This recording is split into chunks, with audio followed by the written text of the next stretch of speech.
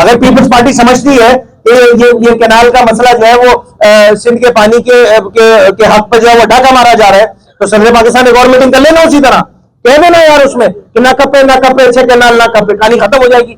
थल कैनाल के इशू पे जो सबसे पहला एहतजाज हुआ था जो सन 2003 में, एमक्यूएम पाकिस्तान हुकूमत में मौजूद थी, हमने उस थल कैनाल के इशू के अगेंस्ट जाके अपनी हुकूमत के सबसे पहला एहतजाज अगर किसी ने किया तो वो मुत्तहिदा कौमी मुल्क पाकिस्तान थी। पीपल्स पार्टी तो अपोजिशन में थी, उनको तो ज्यादा राइट बनता था कि इस इशू पे जो है वो सिंध की आवाम के साथ हाथ से हाथ मिलाए, आवाज से आवाज मिलाए।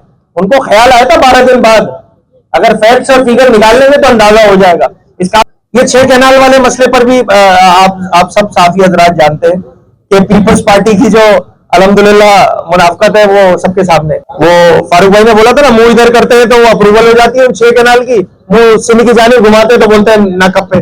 ऐसा ही है ना, 6 कैनाल ना कप्पे। भाई देखे, इनकी माजरत के साथ मैं ये लफ्ज इस्तेमाल कर रहा हूँ, सियासी मुनाफकत नहीं है तो और क्या है।